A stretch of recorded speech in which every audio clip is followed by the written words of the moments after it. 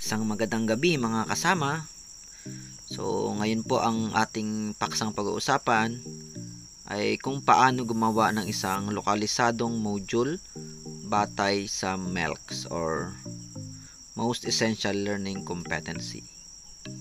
So siyempre po sa paggawa ng module, isaalang-alang po natin ang copyright na batas, no, tulad ng Batas Republika 8293 Section 176. No, yun po ay patungkol sa copyright. So, sa pagsusulat po ng module ay isa lang din natin yung paglalagay ng pangalan ng mga bumubuo or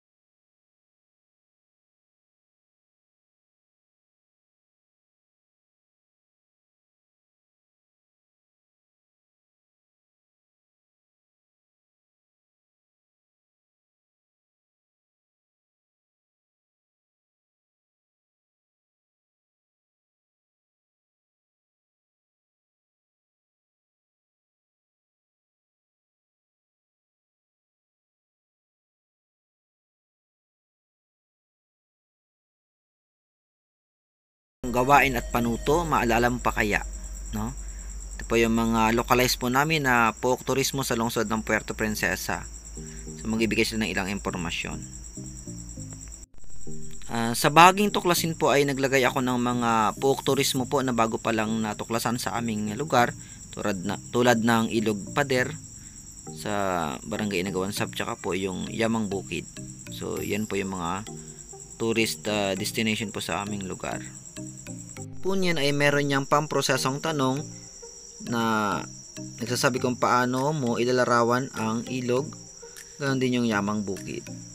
Ginamit po namin na teksto ay patungkol po sa mga likas yaman namin, mga lokal na bayani ng Palawan at lungsod ng Puerto Princesa. Ganoon din po yung mga pook turismo na tanging dito lang sa Puerto Princesa natagpuan. So ilan pong bahagi dito ay ang module po na Subaraw na akin pong ginawa na bunga ng aking experimental action research. Kaya mainam po na meron tayong mga action research na may mga output na aklat or mga module na marting gamitin sa localize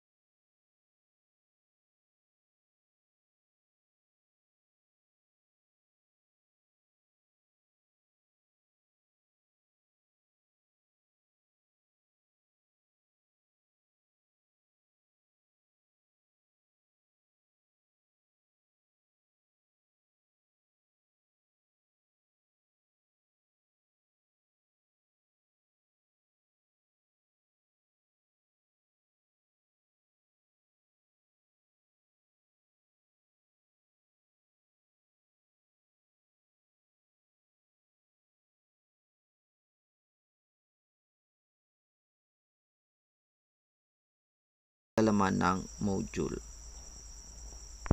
So hanggang dyan lang po muna mga kasama. Maraming salamat sa inyong patuloy na pagsubaybay at pagtangkilik sa ating YouTube channel.